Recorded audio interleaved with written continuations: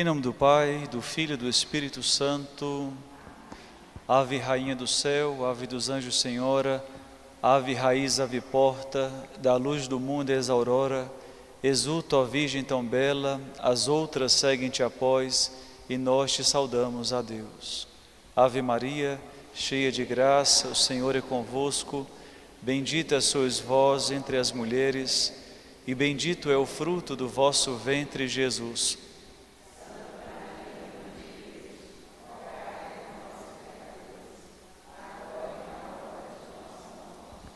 Nossa Senhora Rainha, em nome do Pai, do Filho e do Espírito Santo.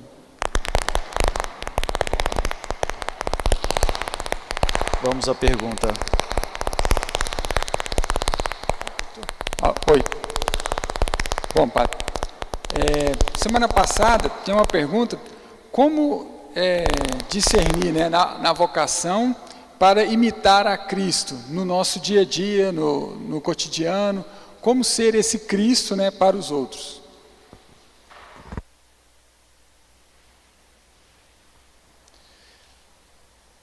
Muito bem, lembra que só existe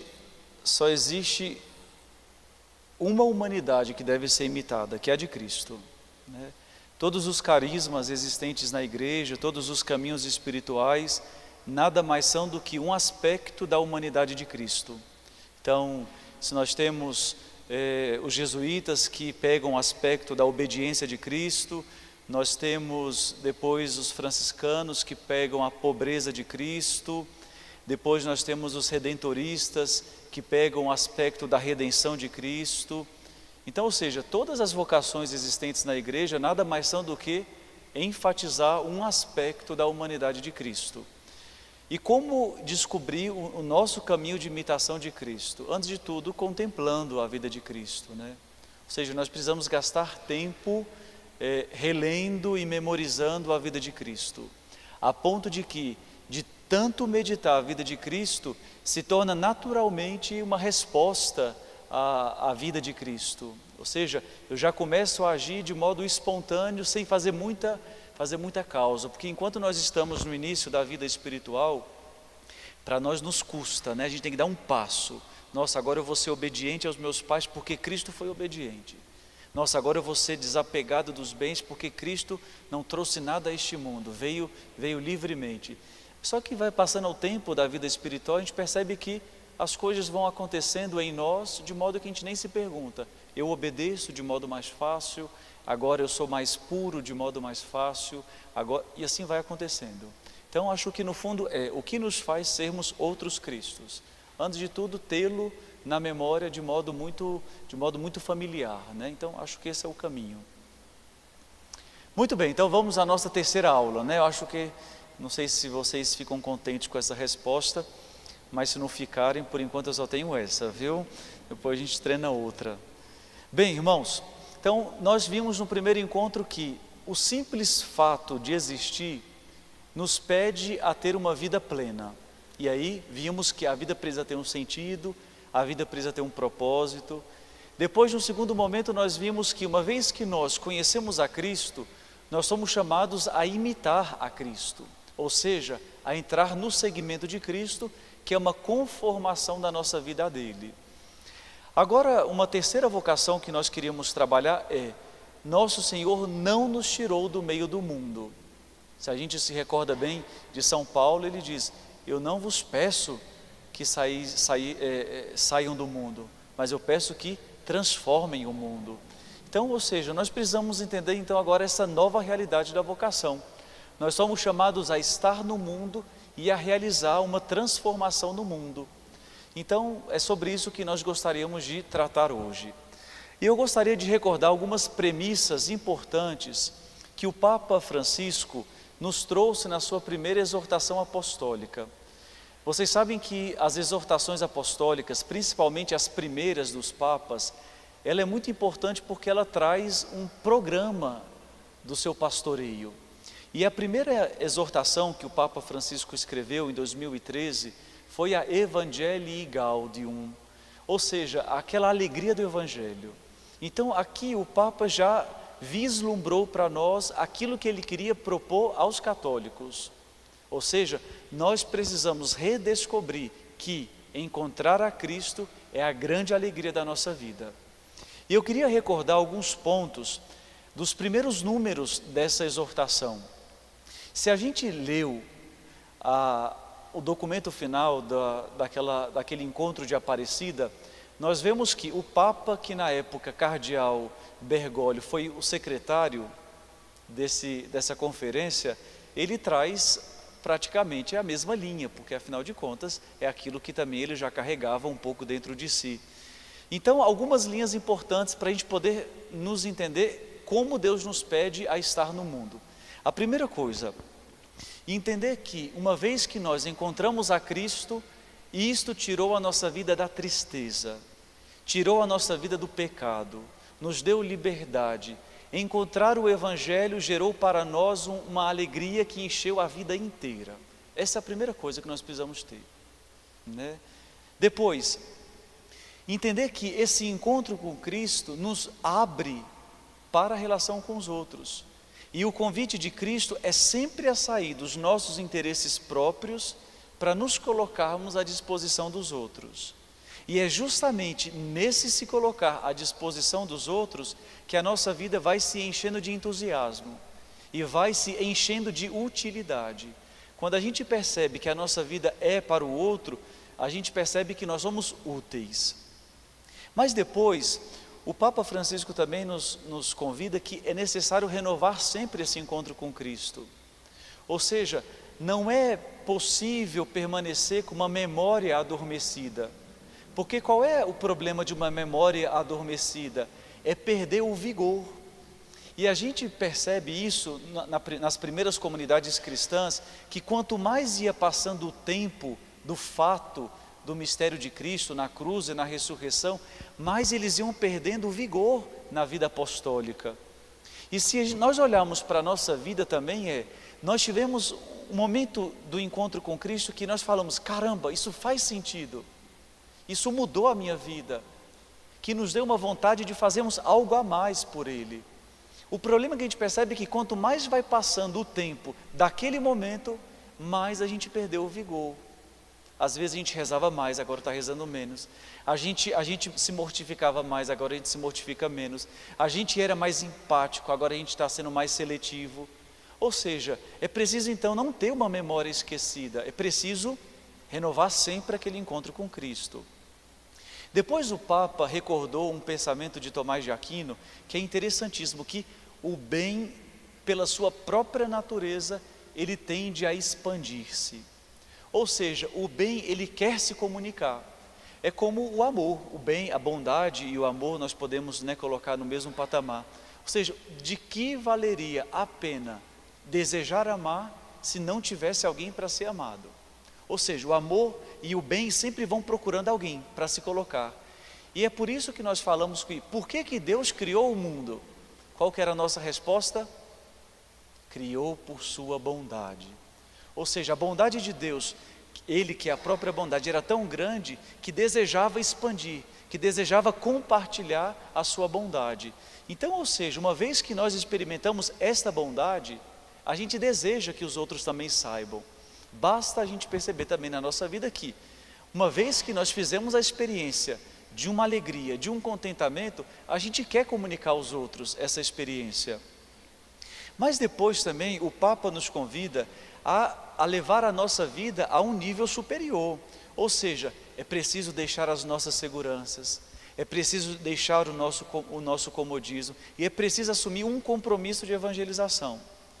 E aqui o Papa nos recordava que quanto mais a gente vai se entregando à vida, mais a gente vai possuindo a própria vida. E aqui, ou seja, é uma lógica completamente contrária daquilo que a gente entende no mundo hoje. Porque no mundo quanto mais você dá, mais você fica sem. Enquanto na lógica do Evangelho quanto mais você se coloca à disposição, mais você se encontra e mais você possui preciosidades. E é sobre isso que então hoje nós queremos falar, que Deus nos convida a nos comprometer com uma obra, com a igreja, com o Evangelho. Muito bem, e para isso nós precisamos recordar que no dia do nosso batismo, uma vez que nós já estávamos batizados, o ministro ungiu a nossa fronte, e ungindo a nossa fronte ele diz: agora fazes partes do povo de Deus, que ele te consagre com o óleo santo, para que, inserido em Cristo, sacerdote, profeta e rei, continues no seu povo até a vida eterna. Essas três realidades aqui, sacerdote, profeta e rei, nós chamamos na teologia de Tremunere Christi, ou seja, três ofícios de Cristo. Cristo se fazendo homem, ele se fez sacerdote, profeta e rei. E uma vez que nós estamos incorporados em Cristo pelo batismo, nós assumimos esse mesmo ofício de Cristo. Claro, uma vez leigo, a gente assume esse ofício como leigo, depois como sacerdote, como consagrado, existe um outro nível, mas é sempre essas três realidades de Cristo. E aí nós somos chamados a uma corresponsabilidade. No fundo, no dia do nosso batismo, nós assumimos diante de Deus que nós iríamos assumir a mesma missão de Cristo no meio do mundo. E isso nós chamamos de corresponsabilidade. O Papa Bento XVI, certa vez falando a uma assembleia da Ação Católica, ele nos recordou o que é a corresponsabilidade. E é muito importante a gente entender com quem que nós somos chamados a sermos corresponsáveis. A corresponsabilidade não é com o clero. Ele diz, você não está colaborando com o padre da sua paróquia. Quando você assume o protagonismo na evangelização, você está sendo corresponsável com o ser da igreja, com a missão da igreja. Então, quando cada um assume um ofício, cada um assume um trabalho na missão da igreja, você está compartilhando aquilo que é a missão de Cristo no mundo. E é por isso que nós somos chamados, ele diz, a oferecer cada vez mais uma contribuição específica, cada um no seu lugar, cada um onde Deus colocou, deve saber o que deve oferecer para a humanidade. E aí, muito bem, eu coloquei uma frase de Bernardo de Claraval, que é uma frase que deve nos instigar um pouquinho, pelo menos para mim me deixou inquieto.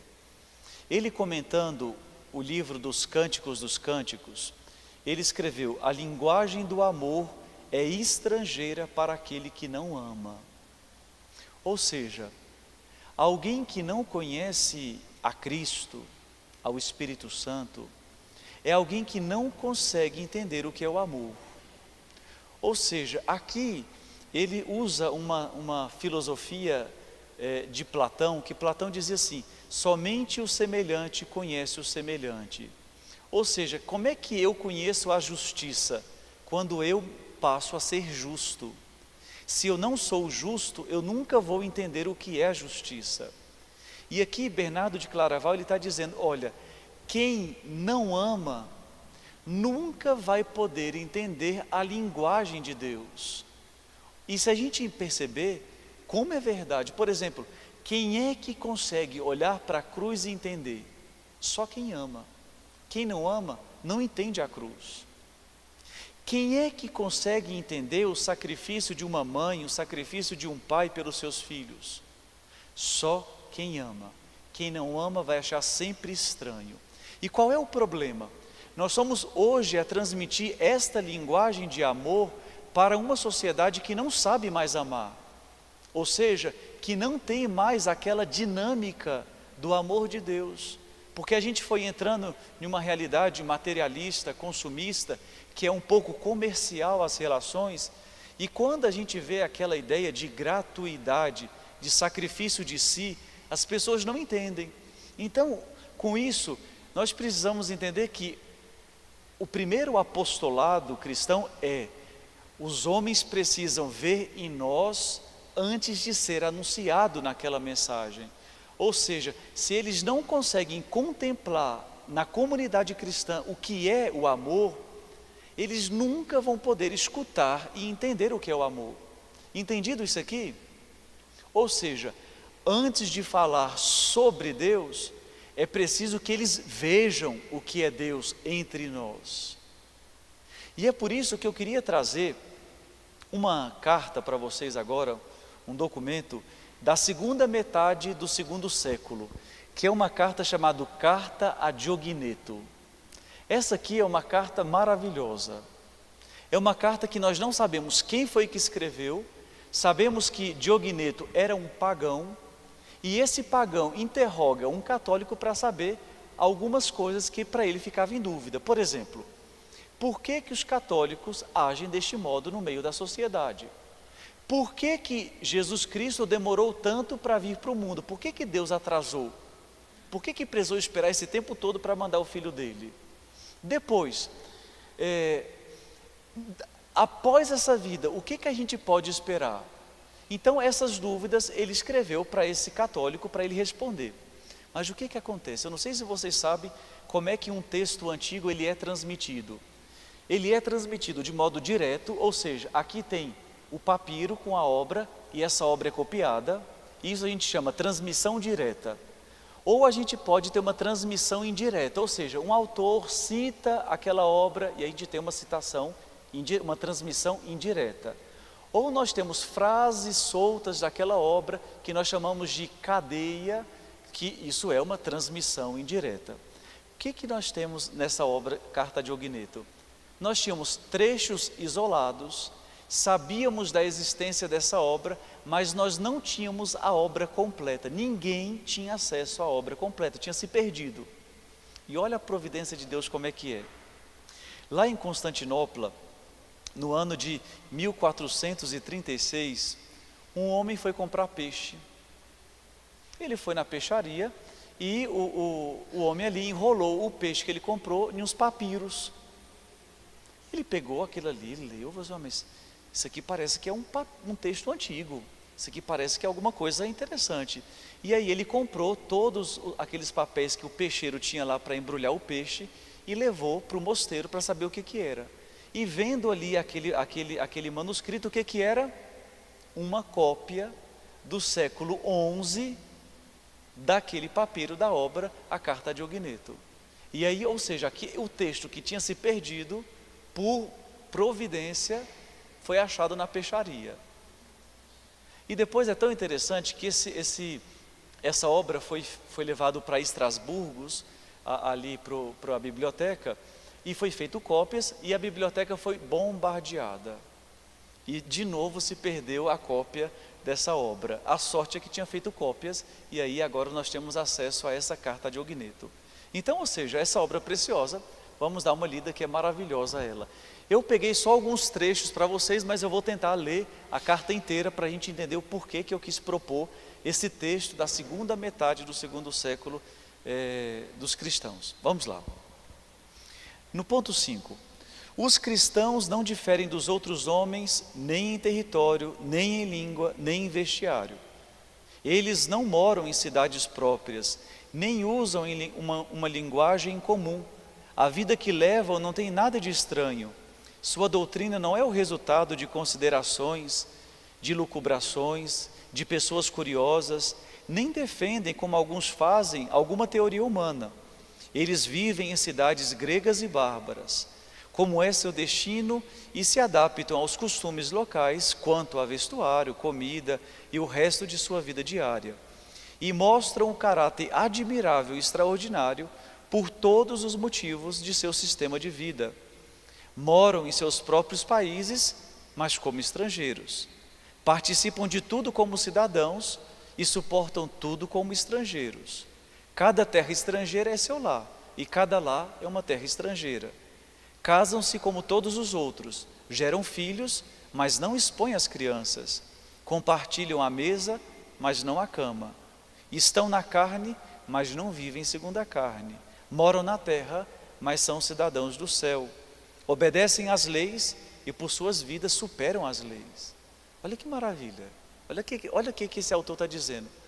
Os cristãos estão no meio do mundo, espalhados no mundo inteiro, não têm uma cidade própria, não têm uma língua própria, eles vivem misturados com os outros, mas eles vivem aqui como se fossem estrangeiros. Eles obedecem às leis aqui, mas superam em generosidade as leis. Eles dividem a mesa, mas a cama eles não dividem. Eles geram filhos como os outros, mas eles não expõem, não tratam mal os seus filhos. Ou seja, cada terra estrangeira é o seu lar, mas ao mesmo tempo eles sabem que eles continuam sendo estrangeiros aqui. Ou seja, isto é a vida cristã. Ou seja, o nosso hábito, o nosso distintivo, não é a roupa que usamos, mas é o modo como nós vivemos. O que nos diferencia não é o que nós estamos pisando, mas é onde nós estamos almejando. E é isso que nós não podemos tirar de consideração. O que me faz cristão não é a vida que nós estamos tendo aqui, o trabalho, ou seja, mas é o Espírito que está por detrás de tudo isso. Depois vamos lá. Em suma, os cristãos desempenham no mundo a mesma função que a alma no corpo. A alma está espalhada por todos os membros do corpo. Até mesmo os cristãos estão espalhados pelas cidades do mundo. A alma habita no corpo, mas não é do corpo. Os cristãos também habitam no mundo, mas não são do mundo. A alma invisível está presente no corpo visível. Os cristãos, estando no mundo, são visíveis, mas sua adoração permanece a um Deus invisível. A alma imortal habita em uma morada mortal. Os cristãos vivem como estrangeiros entre aquilo que é corruptível, aguardando aquilo que é incorruptível e celestial. Deus lhes designou um lugar tão sublime que não é lícito para eles abandoná-lo.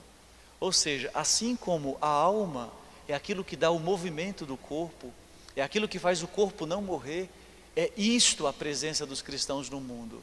É aquilo que sustenta a presença de Deus no mundo, para que o mundo não se pereça, para que o mundo não se corrompa. E é isso que está. Os cristãos devem estar espalhados no mundo inteiro, sustentando com a sua vida diferenciada. Depois vai dizendo ainda, aqui tinha a pergunta. No mundo antigo, tudo aquilo que era antigo era sinal de verdade. E tudo aquilo que era novo era sinal de mentira. Por quê? Se uma coisa é verdadeira, é aquilo que perdura no tempo. E o grande questionamento que os pagãos faziam aos cristãos era: como é que o Filho de Deus pode ser verdade, sendo que a gente nunca escutou falar do Filho de Deus? E se é uma novidade, a gente não vai acreditar. E aí então, os primeiros cristãos começaram a testemunhar a antiguidade do Filho de Deus. E aqui é maravilhoso o que eles vão dizer. Vamos lá. Pois o que lhes foi transmitido não é uma invenção terrena, nem pensam que guardam com tanto cuidado uma doutrina transitória, nem lhes foi confiada a tarefa de dispensar os mistérios humanos, mas aquele que é todo-poderoso, o Criador de todas as coisas, o Deus invisível dos céus, colocou entre os homens e estabeleceu em seus corações a verdade, a palavra santa e incompreensível.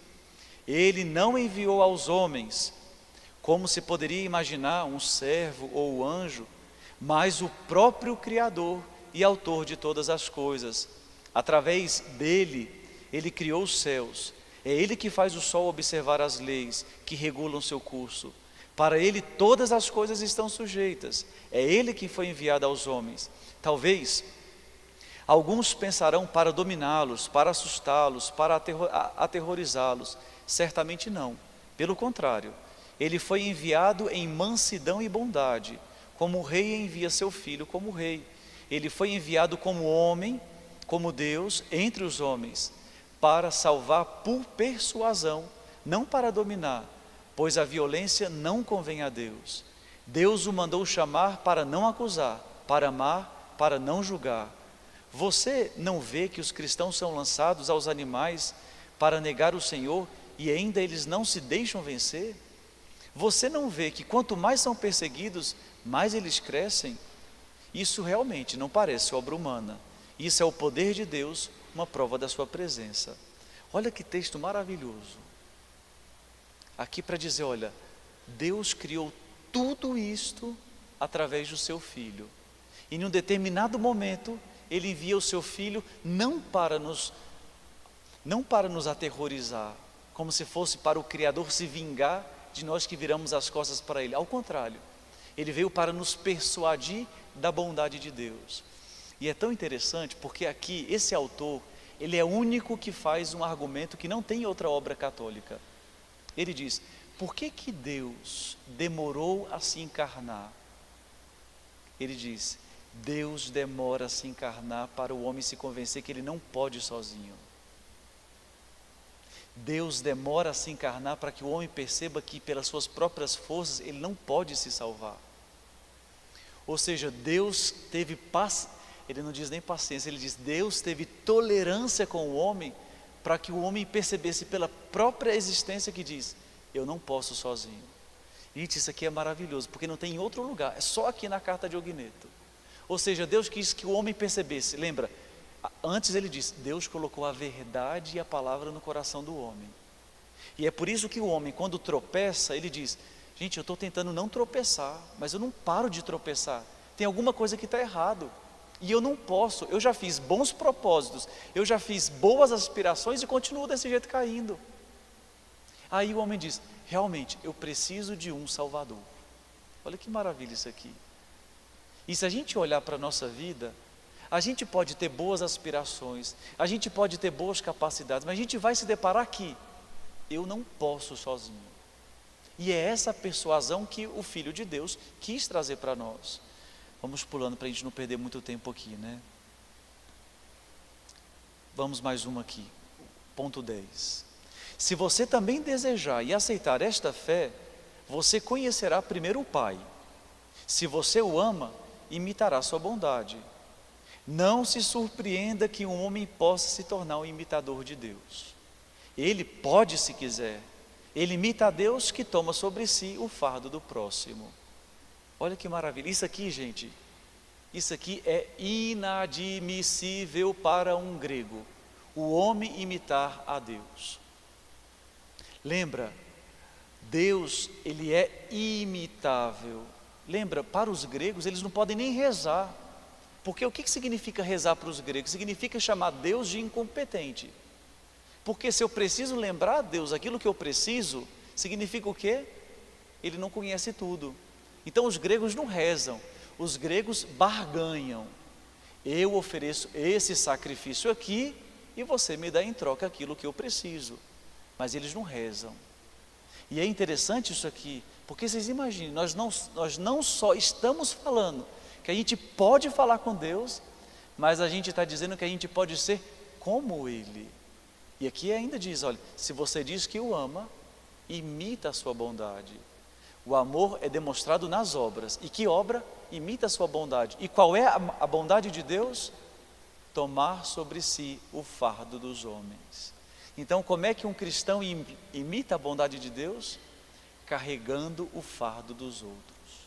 Ou seja, qual é a missão de nós, homens católicos no mundo? Carregar o fardo do mundo.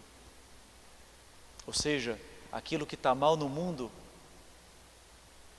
o desvio do mundo a Deus, é essa a nossa missão. Pronto, basta. Tem um outro pedaço aqui, mas já me prolonguei. Depois vale a pena ler, viu, gente? É pequenininho, é um outro livro que não dá para morrer sem ler, viu? Muito bem. Então vamos um pouco assim agora a orientar aqui o nosso encontro para aquelas duas afirmações que nós vimos lá no início. Vós sois sal da terra, vós sois luz do mundo. Nós sabemos que essa afirmação de Jesus, ele disse naquele grande sermão da montanha, logo após as bem-aventuranças, onde então ele nos orientava aquilo que, uma vez que o cristão alcançou essa imitação de Cristo, aquilo que ele deve fazer no mundo. Então nós lemos lá em Mateus capítulo 5, versículo 13 seguintes: vós sois o sal da terra. Ora, se o sal se torna insosso, com que salgaremos? Ele não servirá para mais nada, senão para ser jogado fora e pisado pelos homens. Vós sois a luz do mundo. Não pode ficar escondida uma cidade construída sobre um monte. Ninguém acende uma lâmpada e a coloca debaixo de uma vasilha, mas sim num candeeiro, onde ela brilha para todos os que estão em casa. Muito bem. Muito melhor do que eu fazer um comentário sobre esse texto, vamos pegar os grandes, do cristianismo. E eu queria agora trazer para vocês o comentário que São João Crisóstomo fez sobre esse texto. Vocês sabem que São João Crisóstomo era um monge em Antioquia, e ele ganhou esse apelido de Crisóstomo. Sabe que em Crisóstomo significa boca de ouro. Os, boca, cris, aonde depois vem a palavra crisol em português, que vem de metal precioso, de ouro. Ou seja, ele ficou tão conhecido pelas suas pregações que ele foi chamado de boca de ouro. Então vamos ver um pouco, chegou para nós um compilado de homilias que ele fez ainda como padre.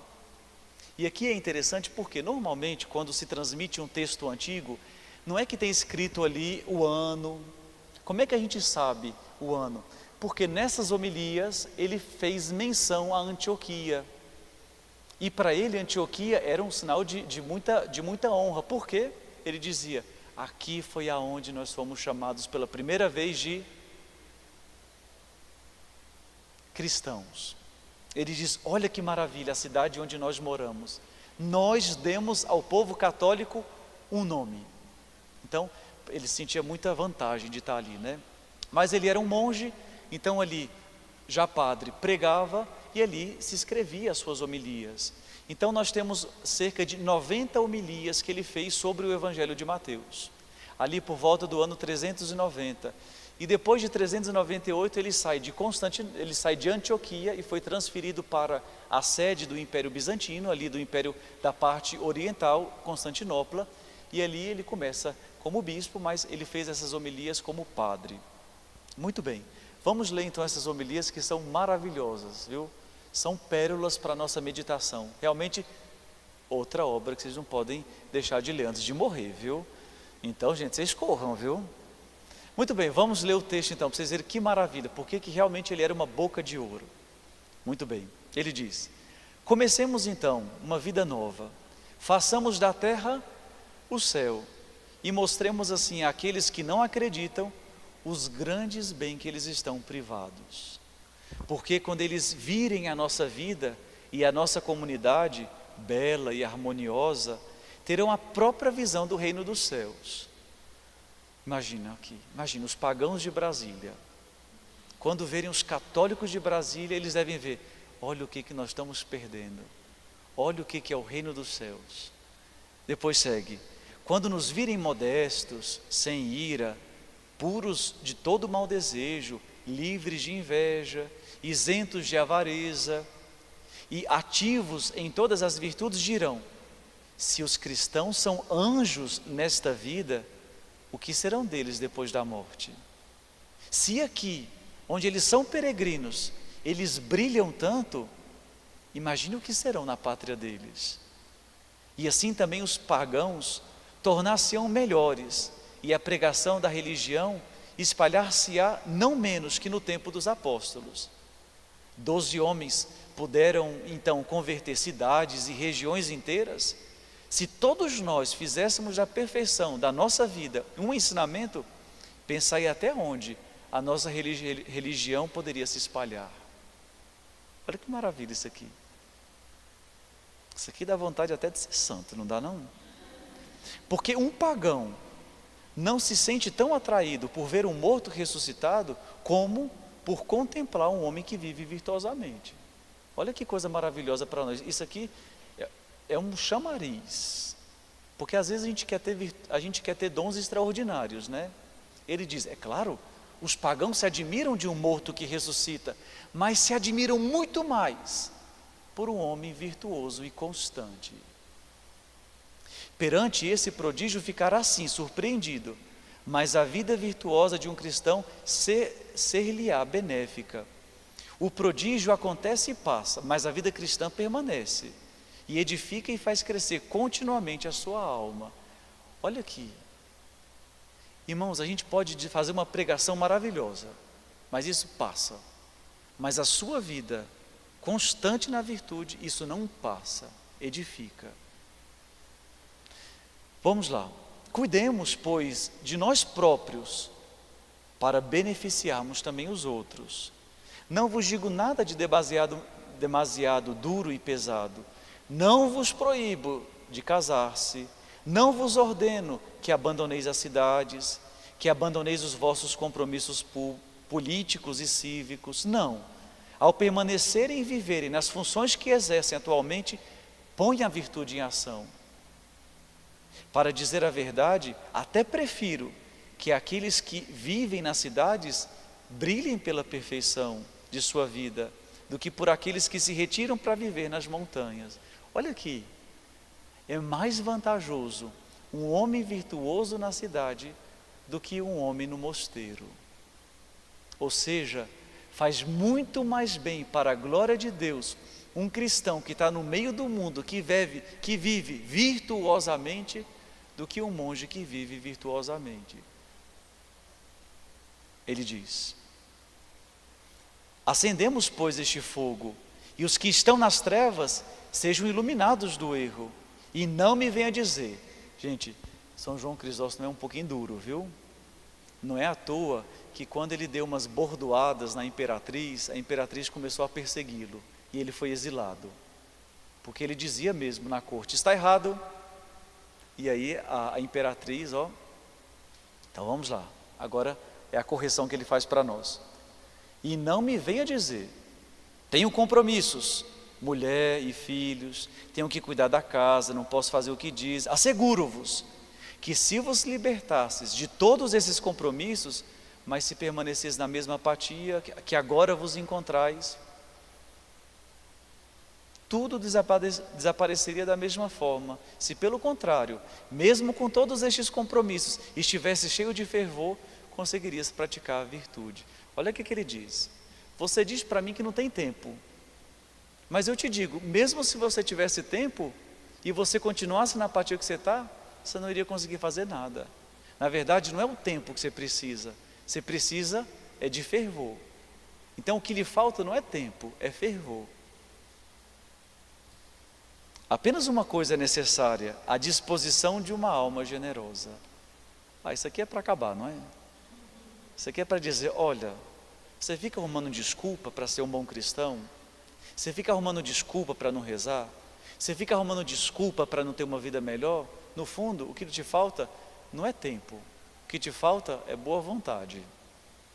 Aí ele diz aqui: então, nem a idade, nem a pobreza vos impedirá de seres virtuosos.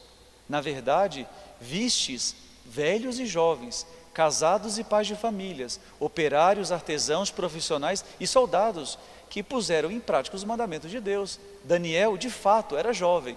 José era escravo. Áquila fazia trabalhos manuais. Lídia vendia púrpura. Cornélio era um centurião. Timóteo estava sempre doente. Onésimo era um escravo fugitivo. E, no entanto, tudo isso não foi um obstáculo para nenhum deles. Pelo contrário, todos brilhavam a santidade das suas vidas. Homens e mulheres, jovens e velhos, escravos e livres, soldados e cidadãos, todos eram livres e santos. Por isso, irmãos, não nos desculpemos em vãos, mas tenhamos a vontade mais forte e mais firme. Seja qual for o seu estado e condição social, disponhamos-nos com todo o nosso ser a praticar a virtude, e assim obteremos um dia os bens celestes. Maravilhoso isso aqui, né? Gente, se nós entendêssemos isso aqui, a gente teria entendido tudo já. Mas vamos então às duas imagens, ainda nós não acabamos. Agora vamos para as duas imagens. Muito bem, então a imagem do sal. Uma outra homilia que ele fala sobre isso. Hoje vamos nos dedicar um pouco a São João Crisóstomo, né? Muito bem, ele diz: com essas palavras, mostra que era necessário dar-lhes estes grandes preceitos. No fundo, ele diz que não só para a sua vida, mas também para a salvação de todos os homens, esse ensinamento ser-lhes-ia confiado. Aqui é interessante porque ele diz, quando Jesus diz o sal da terra, ele não está limitando aonde o cristão ele deve atuar. Ao contrário, ele está ampliando, ou seja, não tem um lugar que o cristão não deve atuar. Não tem um lugar que não é o campo do seu apostolado. E ele diz, Aqui eu vou fazer um pouco de resumo para a gente conseguir adiantar na homilia. Ele diz: se a gente prestar atenção, toda a substância da humanidade ela foi corrompida. Nós estamos num estado de putrefação por causa do pecado. E ele diz, mas se a gente prestar atenção, o sal, ele não é capaz de reverter a putrefação. E ele diz, nenhum homem foi capaz de curar o homem. Só Deus, no seu Filho Jesus Cristo, foi capaz de curar. E por que Deus nos pede então para sermos sal da terra? Para que a obra que o seu Filho adquiriu não se perca novamente. E é por isso que os apóstolos ganham a missão de ser sal da terra, para que aquilo que estava putrefado, que foi redimido por Cristo, agora não se corrompa mais. E esta é a nossa missão, fazer com que a obra de Cristo não se perca. Mas muito bem, ele vai dizer, quando nós devemos ser sal da terra, nós devemos entender que nós devemos ser para a salvação dos outros, para o benefício dos outros. Ou seja, Deus, através de nós, quer salvar muitos homens. E Deus, através de nós, quer levar muitos homens para a eternidade. Se a gente então fosse entender a utilidade do sal, a gente entenderia que o sal ele serve para imunizar. É tanto que quando você faz uma ferida, o que fazia na antiguidade? Logo jogava sal. Ou seja, para evitar a corrupção da carne, assim se salgava uma carne e a carne não se perdia. Mas ao mesmo tempo também o sal servia para temperar o alimento. Ou seja, quando Jesus nos pede para sermos o sal da terra, o que ele está nos pedindo? Para não ter uma vida comum como a dos outros. Porque ele mesmo disse, se o sal não serve para salgar, ele vai ser como qualquer outra coisa. E por isso não tem sentido de ser. E ele também diz para nós, olha, se o cristão não tiver uma vida diferente no mundo, ele vai ser igual aos outros. E aí, para que ele vai servir? Ou seja, se a vida do cristão não é atraente, para que serve? Ou seja, as pessoas deveriam olhar para os cristãos e deveriam dizer, nossa, eu gostaria de ser como eles. Ou seja, nós devemos ter uma vida que atraia. E é tão interessante, se a gente lembra do Apocalipse, lembra que o livro do Apocalipse, antes de começar as visões, nós temos as 7 cartas às igrejas da Ásia Menor. E uma das cartas é para a igreja de Laodiceia. E o que o anjo diz à igreja de Laodiceia?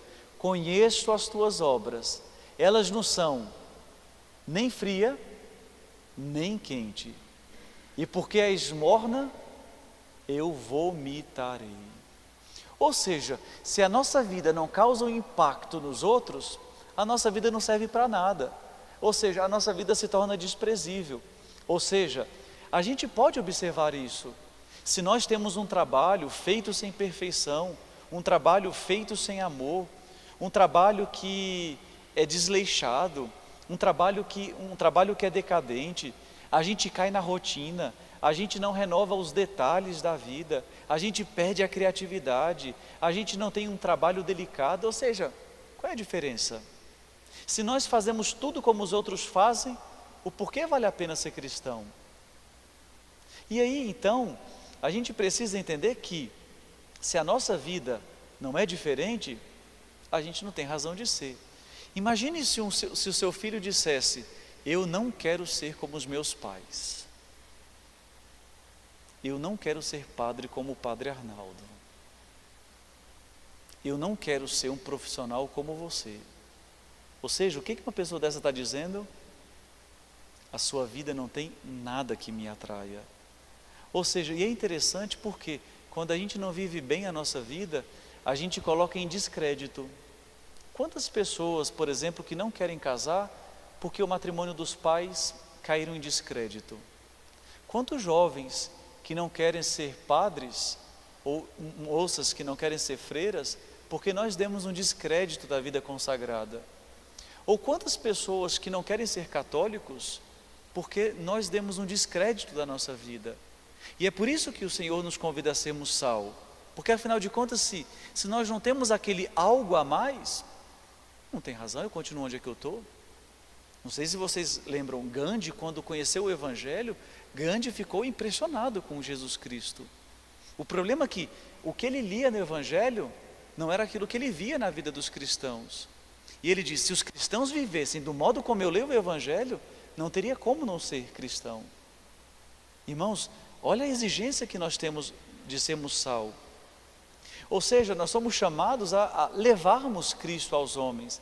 E é por isso que eu queria dar algumas dicas para a gente poder viver bem a nossa condição de sal da terra. A primeira coisa, lembra, a nossa presença no mundo, ela deve ser regada pela nossa presença em Deus. Se nós não temos a nossa presença em Deus, a nossa presença no mundo vai ser sempre desqualificada. Ou seja, a nossa vida de oração, ela deve ser anterior à nossa vida de ação. Um outro livro que todos nós deveríamos ler, um clássico, A Alma de Todo Apostolado. Quem nunca leu esse livro, deve ler antes de morrer, certo? Ou seja, o nosso fazer, ele deve ser antecipado por uma relação com Deus. E se a gente perde essa relação com Deus, o nosso fazer vai ser só tagarelice. Então, ou seja, o meu estar no mundo deve ser permeado no meu estar com Deus. Depois, o nosso fazer deve ter uma sinceridade de amor a Deus e ao próximo. Ou seja, eu não posso fazer nenhuma prática de apostolado por amor a mim. Ou seja, eu não posso estar na igreja porque eu estou fugindo do meu marido. Eu não posso estar na igreja porque eu estou fugindo dos meus pais. Eu não posso estar na igreja porque eu não tenho uma humanidade bem formada, então eu me refugio na vida religiosa. Irmãos, a gente sabe, uma pessoa mal-humorada, uma pessoa infeliz, é uma pessoa que está no lugar errado, né? E a gente percebe, né? Um padre, um casado, um profissional mal-humorado, o que ele está dizendo? Eu estou no lugar errado. Então, ou seja, sinceridade, fazer tudo por amor a Deus e pelo bem dos homens. Depois, todo apostolado, ele nasce das relações de afeto. Ou seja, é quando eu começo a te querer bem, que eu te dou a presença de Deus. Então, ou seja, nós deveríamos ser capazes de cultivar a amizade. Ou seja, se a gente não ganha o coração, a gente não ganha a cabeça de ninguém. Ou seja, a primeira coisa que o católico deve ganhar dos que estão fora da igreja é o coração. Gente, eu digo para vocês, quando a gente ganha o coração, pode ter certeza, você pode falar o que quiser que a pessoa vai te escutar. Então, primeiro, ganha o coração, depois você ganha a cabeça. Depois, é preciso a gente sair das nossas falsas desculpas. A gente sempre está dizendo: ah, padre, eu não tenho tempo. Ah, padre, eu não sou tão santo para poder fazer uma coisa dessa. Ah, padre, eu sou muito tímido. Ah, padre, eu não tenho essa capacidade. A gente tem que parar de fazer desculpa. A gente tem que se lançar, né? Depois, é perceber que Deus nos chama a evangelizar aonde nós estamos. Nós precisamos entender que todo aquele que se aproxima de mim é um candidato a escutar sobre Deus e a ver Deus. Gente, isso aqui é uma tensão que todos nós precisaríamos ter. Você imagina, você está no trânsito, aí você deveria pensar: o carro que está na minha frente precisa ver Deus em mim. Aí você não buzinaria, você não colocaria farol alto, você não xingaria ele e não ficaria encarando ele no retrovisor. Ou seja, você entende? Depois, você está no elevador. Quem está no elevador contigo é um candidato a ver Deus em você. Ou seja, ninguém pode dar desculpa, porque quem está do seu lado é um candidato a você evangelizar. Depois, a gente precisa cumprir bem os nossos deveres de Estado. Irmãos, quando a gente vive bem o nosso estado de vida, a gente é uma luz, é realmente um tempero. Você imagina, todo mundo chega atrasado no seu emprego, você chega pontualmente. Todo mundo fica falando mal um do outro no trabalho. Todo mundo fala mal do chefe. Se você não faz isso, você é o diferente. Ou seja, você conseguiu dar um sabor a mais naquele ambiente. Depois imagine quando você procura aperfeiçoar, você se coloca na ajuda. Olha, você não entende muito bem de Excel, você coloca ali na ajudar. Você não entende muito bem de internet, você coloca ali ajudar. Ou seja, esse é algo a mais. Depois, a nossa palavra, ela deve ser capaz de edificar alguém. Ou seja, dar aquele conselho, dar realmente aquela ajuda. E quando também você sabe ser confidente. Porque às vezes a gente escuta as lamentações do outro e a gente comenta com todo mundo, né? Isso na família, na vizinhança, no trabalho. Ou seja, se as pessoas conseguem encontrar em nós um confidente que sabe que não vai sair, as pessoas vão nos procurar. Vocês podem saber, uma pessoa fofoqueira, ela atrai fofoca. Não sei se vocês conhecem pessoas fofoqueiras, mas você pode saber que todo mundo vai ao encontro dela para falar uma fofoca, mas nunca para falar uma coisa de si. Uma pessoa confidente, todo mundo vai nela para falar sobre si e para confiar alguma coisa para ela rezar, ou compartilhar uma alegria. Vocês podem ver, fofoca atrai fofoca. Uma pessoa confidente atrai confidências. Então, depois, muito bem, a gente precisa também aproveitar dos meios que nós temos, né? É tão bonito hoje quando alguém aproveita o Instagram, os stories do WhatsApp para poder falar sobre Deus. Quantas pessoas que são iluminadas com isso, né? Eu tenho muita preguiça de fazer isso, eu confesso logo, né? Mas é muito engraçado, por exemplo, algumas vezes quando eu coloco alguma frase no WhatsApp, é muito interessante quando você vê que aquela pessoa replica no stories dela. Ou seja, ela se sentiu tão tocada que ela passa para frente. Então vocês imaginem que quando nós temperamos a vida de alguém, a pessoa passa para frente. Por exemplo, uma receita boa, gente. Quem é que não pede quando vai jantar na casa de um outro, não pede a receita, se a coisa é boa? Ou seja, se nós sabemos comunicar coisas boas, a coisa vai para frente. A gente não precisa nem se preocupar, ela vai. Depois, a gente precisa ter palavras amáveis. Ou seja, se é preciso falar, é preciso ter palavras amáveis. Ou seja, o que é ter palavras amáveis? Quando nós nos interessamos pelos outros. Ou seja, quando a gente valoriza o outro. Gente, eu não sei se vocês, mas quando alguém me valoriza, qual é o meu desejo que eu tenho? De ser melhor. Ou seja, se nós valorizássemos o trabalho um do outro, quanta melhora nós não teríamos no mundo. Mas depois também, por exemplo, de escutar até o fim a pessoa. Ouvir atentamente, balançar a cabeça. Gente, a gente precisa dizer para o outro que a gente está prestando atenção. Ou seja, eu balanço a cabeça, eu olho para essa pessoa, eu escrevo, né? Depois, por exemplo, depois de uma semana eu pergunto, e aí, como é que está? Sua mãe melhorou? Ou seja, você dá um feedback para a pessoa. Isso significa que, nossa, ela se interessou por mim. Depois, por exemplo, uma palavra que seja com afeto. Ou seja, não é uma coisa que seja muito diabética. Aqui uma palavra com afeto, ou seja, é aquela capacidade de ser afável com a outra pessoa, construtiva.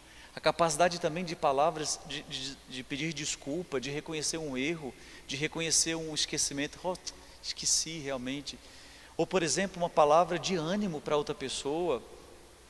Né? Depois uma palavra que o saber dizer. Né? O saber dizer. Tem coisas que têm que ser ditas. Mas, né, não tem como, um erro, né, a gente é chamado a edificar outra pessoa, o problema é como a gente vai dizer. Então saber dizer, né, saber dizer. Certa vez eu escutei a história de um padre, né, e ele dizia, é muito difícil realmente quando você está querendo ir para a missa e alguém quer confessar, e normalmente nós padres dizemos, não posso, né, ou seja, e aí esse padre dizia que ele aprendeu uma técnica, ele dizia sempre sim. Né? A pessoa, padre, posso confessar? Claro, vamos confessar. Só que agora eu vou celebrar a missa. Pode ser depois? Ou seja, você disse não, mas você disse de modo afável. Você imagina se a gente começa a aprender isso? Ou seja, olha, você pode ir no banco para mim? Claro, eu só não vou conseguir ir hoje. Pode ser amanhã? Aprender a ser afável nas palavras, no modo de dizer não. Depois, a capacidade de dizer sem palavras, ou seja, as expressões corporais, ou seja, a capacidade de sorrir, de olhar, a capacidade de um gesto, tudo isso diz também. Muito bem, agora vamos para a luz, certo? Deixa eu ver como é que nós estamos de tempo. Pronto, vamos lá. Muito bem, vamos de novo à homilia de São João Crisóstomo. É uma outra homilia. Ele vai dizer: com essas palavras, Jesus Cristo exorta mais uma vez os seus apóstolos a serem vigilantes na sua conduta, advertindo-os a estarem sempre atentos, pois estão expostos aos olhos de todos os homens e lutam em uma arena elevada no meio da terra. Não vos detenhais, diz ele, para pensar onde estamos agora sentados e que nós aqui estamos num pequeno canto do mundo. Estareis sempre na presença de todos os homens, tal como uma cidade que se situa no cimo de uma montanha, ou uma lâmpada que brilha num candeeiro ou de uma casa. Por isso, continueis a arder, deveis estar vigilantes e cheios de zelo, não só por vós, mas também por aqueles que obtiverem esta mesma lei e foram conduzidos à verdade. As calúnias não poderão ofuscar o vosso esplendor. Se viverdes perfeitamente de modo a converter todos os homens, que a vossa vida seja digna da graça e da verdade que recebestes. E como esta deve ser pregada em toda parte, assim também a vossa vida a acompanhe. Mas, para além da salvação dos homens, Jesus sublinha um outro efeito, válido para os manterdes vigilantes na luta e para estimular todo o seu zelo.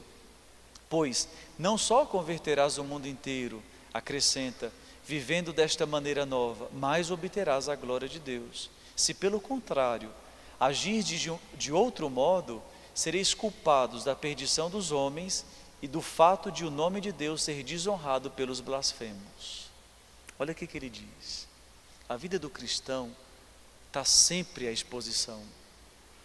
E é por isso que nós precisamos ser vigilantes, porque aonde quer que estivemos, alguém sempre vai estar olhando para nós. E qual é o problema? Se você vive de modo zeloso, você converte o outro e além de ganhar a glória de Deus. O problema é que se você vive de modo desonroso, não só você perde uma alma, mas você dá ocasião para o nome de Deus ser blasfemado. Porque no fundo diz, uai, você não vai na mesa todo dia? Uai, você não é um católico? Por isso, como luz, sejam prudentes. E aqui é interessante, irmãos, porque sempre alguém vai nos conhecer que nós não conhecemos. Ou seja, muitos sabem que vocês são católicos e por isso vão estar olhando. Por exemplo, tem muitos vizinhos que talvez nem falem com você, mas diz, olha, eu sei que aquela pessoa vai todo domingo para a missa. Imagine se uma pessoa dessa passa pela sua casa e você está xingando o seu marido. Ela diz, vai, mas não é essa aqui que vai todo domingo para a missa? Vai, mas qual é o valor do evangelho? Ai, será que Jesus não conseguiu mudar? Então vocês entendem? Olha a responsabilidade. E eu digo para vocês, gente, eu já tive cada uma, viu? Que realmente eu digo, olha, a gente precisa estar muito em Deus sempre. Você imagina, eu fui com os meus pais para um hotel no fundo do mundo. E estou eu e meu pai na porta do hotel. Quando pensa que não, desce uma van cheio de gente que me conhece. Aí se não bastasse, aí eu já fiquei assim, meu Deus, não vou nem usar, né? Sempre estar de camisa, de calça, né? De short, para não escandalizar aqui, né? Aí depois, estou almoçando com os meus pais, aí minha mãe observa, tem um cara que está olhando toda hora. Aí minha mãe ficou incomodada, aí eu levantei da mesa e ele veio, oi padre, é você que é o padre do Parque Sul, não é? Falei, uai, sou. Ah, eu tenho uma reunião com o senhor essa semana, viu? E o senhor vai fazer meu casamento. Você imagina, em um lugar que eu pensei que ninguém me conhecia, e estava ali.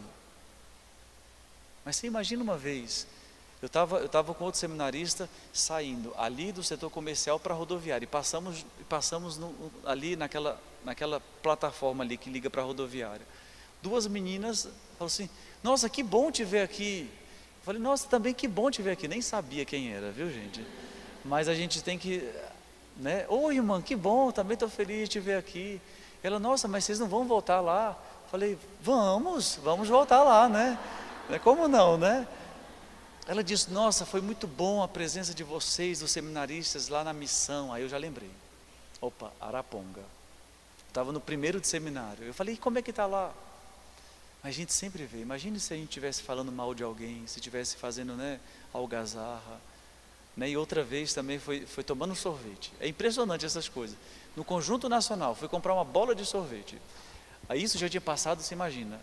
A gente fez pastoral no hospital em 2006, nós estávamos há mais de 3 anos, e a senhora falou assim, eu tomei o sorvete e falei, até mais. Ela, até mais, Arnaldo. Falei, de onde me conhece? Aí eu voltei. Falei, mas tá tudo bem? Ela falou assim, sim. Ah, padre, meu pai morreu, né? Aí eu falei assim, mas eu lembro da sua visita no hospital. Aí normalmente eu visitava o quarto andar no primeiro ano. Eu falei assim, o quarto andar, né? O seu pai estava com câncer, porque ele só tinha gente com câncer, né? Com câncer. Ela, padre.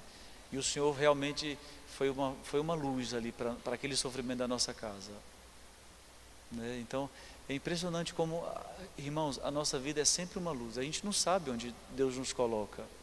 É por isso que a gente precisa prestar muita atenção. Agora, um mau testemunho, viu? Eu entrei na contramão ali no Veneza, né, no mercado. Mas não foi porque eu quis não, viu, gente? É porque eu pensei que era mesmo o caminho certo ali, né? E o cara me xingou dentro do carro. Me deu um xingo tão grande.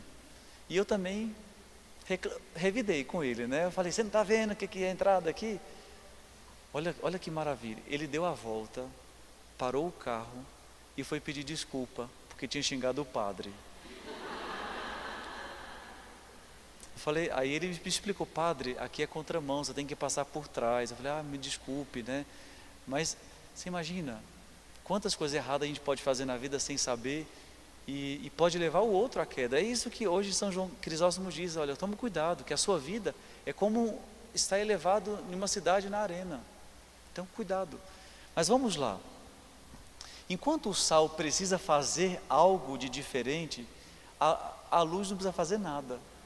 A luz, ela fala por si, ela ilumina por si. Ou seja, enquanto o sal você precisa ser virtuoso, precisa dizer palavras, você precisa dar um bom exemplo, a luz não. A pessoa vai te ver e a vida que você diz já está dizendo alguma coisa. É muito interessante. Agora vamos a um outro escrito do início do cristianismo. Agora da metade do 2º século. Santo Inácio de Antioquia. Santo Inácio de Antioquia foi condenado ao martírio. E ele foi levado então de Antioquia para Roma. E o que acontecia? Ele passando ali no mar Mediterrâneo, ele ia parando, como era costume nas viagens, e todas as vezes que as igrejas locais sabiam que ele ia passar ali, eles iam até o porto para poder ver Inácio de Antioquia. E ali ele dizia uma palavra e depois ele escrevia algumas cartas incentivando a vida cristã. E aí ele escreveu a carta à igreja de Éfeso. E olha o que ele escreve à igreja de Éfeso: é melhor calar-se e ser do que falar e não ser. É maravilhoso ensinar quando se faz o que se diz. Aquele que compreende verdadeiramente a palavra de Jesus pode entender o seu silêncio, ou seja, que o seu exemplo dizem as palavras de Jesus. Então será perfeito, porque atuará de acordo com a sua palavra e se manifestará mediante o silêncio, mediante o que faz sem falar. Olha que coisa maravilhosa. É melhor você calar e ser do que você falar e não ser. Vocês imaginem, irmãos, é melhor que ninguém saiba que a gente é católico, porque se eles souberem que nós somos católicos, nós estamos carregando sobre as nossas costas um fardo. Ou seja, as pessoas já vão nos olhar querendo, eu quero ver você como católico. Então é melhor você não falar e ser, do que você falar e acabar não sendo. Agora um outro santo português, Santo Antônio de Pádua, essa é mais conhecida, essa frase, né? Ele diz: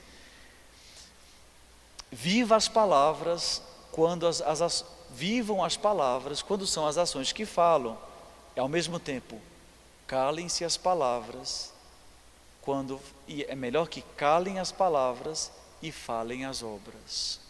Ou seja, é muito melhor que as nossas obras digam do que os nossos discursos proferirem palavras. Aqui a gente poderia até chamar, tem um psicólogo que chama de a educação invisível. O que ele chama de educação invisível? Que as crianças aprendem mais com aquilo que elas não escutam. Ou seja, as crianças, quando veem a vida dos pais, a vida da família, é ali que ela aprende. Não é por aquilo que o pai fala, não é por aquilo que a professora fala. Ou seja, essa educação do invisível é típico daquilo que nós somos chamados a ser a luz do mundo. Ou seja, a boa luz nos permite enxergar melhor as coisas. Ou seja, a luz nos aquece, a luz nos estimula a vitalidade, a luz nos favorece a alegria. E aqui é interessante, irmãos, porque nós somos chamados então a entender que aquilo que nós fazemos ensina muito mais do que aquilo que nós falamos. E aqui eu queria fazer um exame de consciência com vocês, para vocês saberem se vocês são luzes ou se vocês são sombras. Aqui tem um livro muito bom, que também vale a pena, não é um clássico, mas vale a pena ler, do Padre Francisco Faus. O Padre Francisco Faus, ele tem um livro falando o valor do exemplo. E aqui ele faz um exame de consciência, ele tem essa imagem da luz e do sal, e quando ele vai falar da luz, ele faz esse exame de consciência. Então eu queria propor para vocês verem se vocês estão conseguindo ser a luz do mundo. Muito bem. Muito bem, você é uma pessoa sincera, constante, organizada, leal à palavra que você diz, ao compromisso que você assume? Você é uma pessoa segura, tem ideais nobres, você costuma ter valores positivos, você costuma puxar as pessoas para o alto, para metas elevadas, você costuma ver o lado positivo das coisas, você é uma pessoa que costuma acolher os outros, você é uma pessoa disposta a ajudar? Muito bem, se você tem isso, você é luz. Muito bem, vamos ver se você é sombra. Muito bem, você é inseguro do que você faz, do que você fala? Você não consegue avaliar aonde a sua palavra pode chegar e o efeito que ela produz? Você é inconsequente nas palavras, nem sabe, né? Depois, você é uma pessoa cheia de incerteza e de pessimismo? Você é interesseiro? Você possui ideais tolos, medíocres? Você é incapaz de ver além daquilo que se mostra? Você é uma pessoa que resmunga muito? Você é uma pessoa que quando chega nos lugares, a pessoa diz, ixi, fechou o tempo. Você é uma pessoa que se irrita muito fácil? Uma pessoa impaciente, mal-humorada? Você é uma pessoa que não sabe agradecer? É uma pessoa que vive se fazendo de vítima? Muito bem, se você tem isso, você é mais sombra do que luz. Mas lembra, eu não disse trevas, eu disse sombra, porque a sombra sempre tem alguma coisinha de luz. Então, ou seja, ninguém é treva, é sombra. Pode melhorar. Muito bem, por fim, vamos fechar com um texto do Papa Bento XVI, que ele escreveu ao Pontifício Conselho para os Leigos. Ele diz, nós precisamos crescer como discípulos, ou seja, nós precisamos redescobrir sempre a beleza da verdade, a alegria de ser cristão. Irmãos, se nós sabemos o que é ser cristão, a gente deveria se alegrar para o resto da vida. E ele diz, na atual condição que nós estamos, é preciso partilhar com a mão cheia. Olha que maravilha que é partilhar com a mão cheia o tesouro da graça, da santidade, da caridade, da doutrina, da cultura, da obra, de que se compõe o fluxo da tradição católica. Vocês imaginem, irmãos, a riqueza que é a Igreja Católica, a riqueza que é a vida da graça, e a gente vai dando para os outros a conta gota. Às vezes eu fico vendo nós padres, Às vezes a gente propõe para os nossos fiéis algo tão baixo, tão pequeno, como se eles não fossem capazes de viver coisas grandes. E eu acho que nós, igreja, devemos ter coisas grandes para quem deseja coisas grandes, e devemos ter coisas pequenas para quem se contenta com pequeno.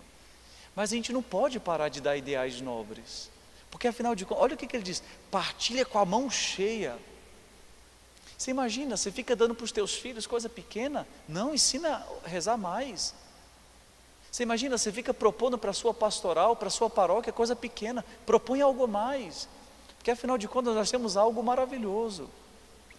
E olha que coisa, que maravilha que ele diz: o mundo, a vida familiar, o trabalho, a vida social é um lugar teológico, âmbito e meio de realizar a sua vocação e missão. A gente precisa entender que aonde nós estamos, Deus quer falar, Deus quer gritar. E é por isso que ele diz: cada ambiente, cada circunstância, cada atividade deve resplandecer a unidade entre a fé e a vida. É confiado a responsabilidade dos fiéis leigos, movido pelo desejo de comunicar o dom do encontro com Cristo e a certeza da dignidade da pessoa humana. Ou seja, irmãos, o Papa Bento XVI, ele recorda, onde você está deve ter uma unidade entre aquilo que você professa e aquilo que você vive. É isto que faz resplandecer a beleza de Cristo. Basta. Amém.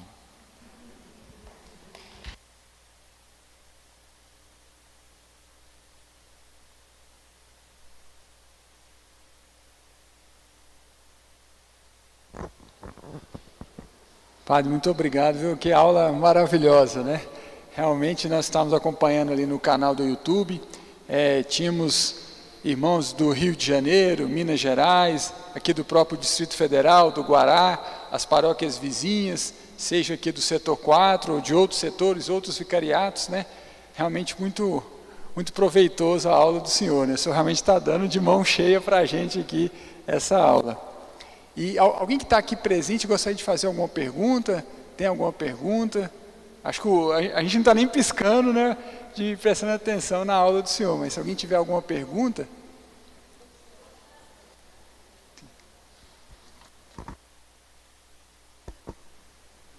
Nossa.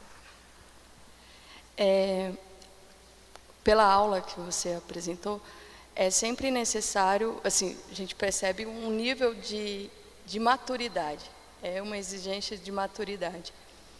Mas como ser sal do mundo e luz numa sociedade tão infantilizada? Assim, a gente tem que se apresentar como maduros, só que tudo se propõe como um mundo infantil.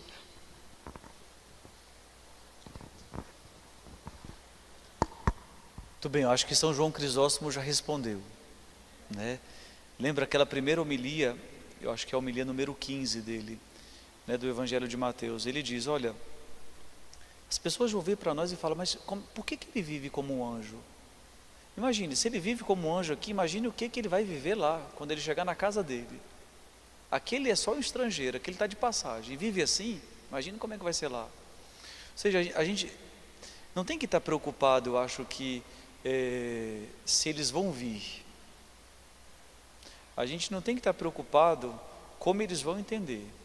Acho que nós temos que estar preocupados de viver de cada vez de modo mais autêntico. Porque lembra, irmãos, não tem um ser humano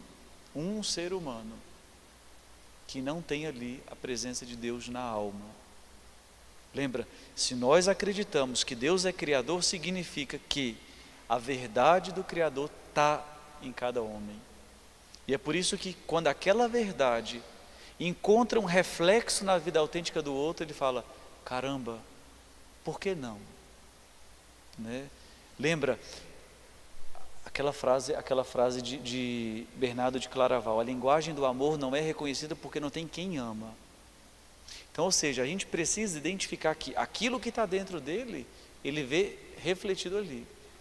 Santo Agostinho dizia Ele dizia, olha, a gente tem saudade de Deus, mas a gente só tem saudade de onde nós já tocamos. Ou seja, por que o homem tem saudade da eternidade? Porque um dia o homem tocou a eternidade na criação. Então, ou seja, por isso que o homem fala, mas é isso que eu quero. Ou seja, aquele anseio que eu tenho dentro se chama isso. Você imagine, quem é o homem que não queira a verdade, não queira a beleza, não queira a honestidade? Todos nós queremos.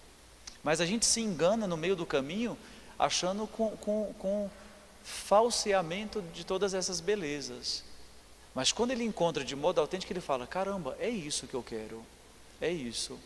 Por exemplo, o que leva uma pessoa a se converter, depois de grande? Ela encontrou a autenticidade, né? É interessante, por exemplo, tem uma senhora que está se preparando para casar, mas ela precisa batizar, ela quer batizar antes, e ela vai batizar a família inteira. E ela vai se batizar porque ela diz, nossa, aquilo que eu procurava eu encontrei aqui.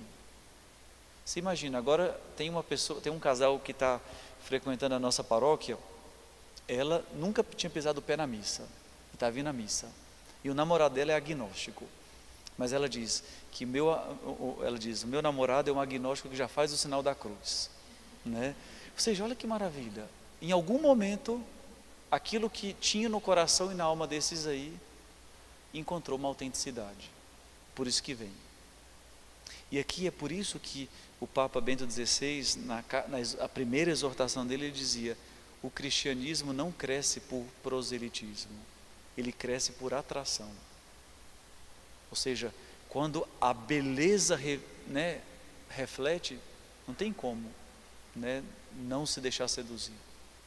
Então, se todo mundo vivesse de modo tão belo, a gente ia ter que derrubar essa igreja e fazer uma muito maior.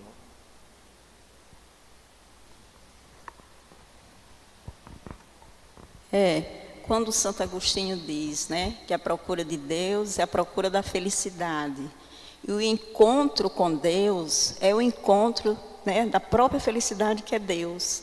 Por que é que a gente tem tanta dificuldade em comunicar esse amor de Deus? Porque nós católicos, essa maravilha de ser católico, nós somos tão poucos. Então isso dá uma inquietude, uma certa preocupação, porque na verdade a gente gostaria, é um afã do seu coração de atrair outros. Venham ver que maravilha é Cristo, venham ver que maravilha é Nossa Senhora, venham ver que maravilha são os sacramentos. E por quê? Ô Senhor, essa pergunta eu faço, se o Padre Arnaldo puder me responder. Por que que nós somos tão poucos? Porque até mesmo os poucos católicos são poucos os praticantes, os que realmente vivem a fé católica.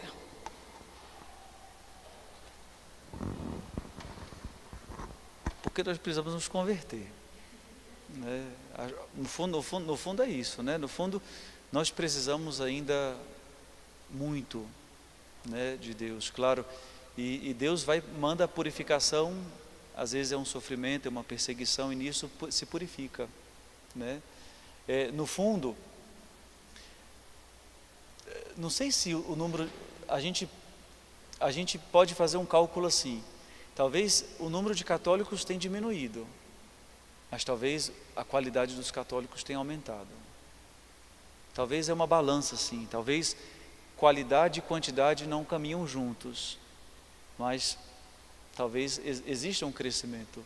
Eu percebo que muitos católicos agora querem uma vida melhor, mais profunda. Claro que sempre, né, desde o início, não é que todos estavam inflamados. Lembra, a gente olha no Evangelho, aqueles que seguiam Jesus, muitos queriam era o pão, para realmente, né, satisfazer a barriga.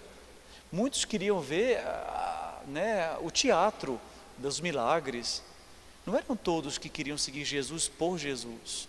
Sempre foi assim, né? Por exemplo, Orígenes, nós temos muitas homilias de Orígenes. E é muito interessante ler essas homilias, porque ali se registra até as chamadas de atenção, né, que ele dava na homilia. E ali, em algumas homilias, ele dizia, olha, vocês que estão aqui, mas estão dormindo. Olha, vocês que vieram aqui só por obrigação. Ou seja, isso sempre teve, né? E sempre vai ter. Porque lembra, é aquilo que nós escutamos no Evangelho esses tempos. É aquela rede lançada que vem tudo quanto é tipo. E é só no final dos tempos que nós vamos ver o que realmente cada um carregou no coração. Então, por exemplo, pode ser que a gente ache que tá ali, mas pode ser que a gente não esteja, né? Santo Agostinho que dizia, né? Santo Agostinho diz, tem uns que pensam que são, mas não são. E tem uns que pensam que não são, mas são. Ele dizia, olha, nós vamos nos espantar, gente. Porque nós vamos chegar na eternidade e quem a gente menos pensava, uai, você está por aqui, uai?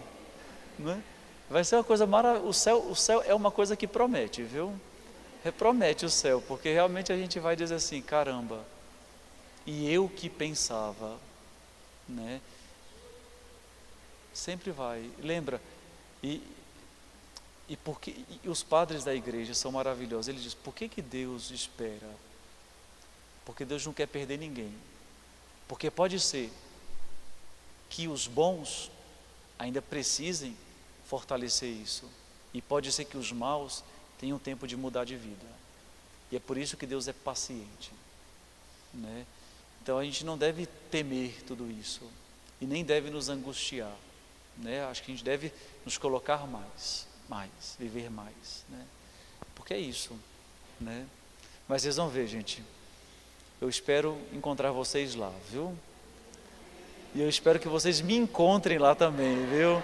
Que isso também é muito importante, viu? Então, mas, né? Você imagina, tudo aquilo que nós vivemos aqui, você imagina o que vai ser lá, né? Vai ser muito melhor, né? Então, coragem, né?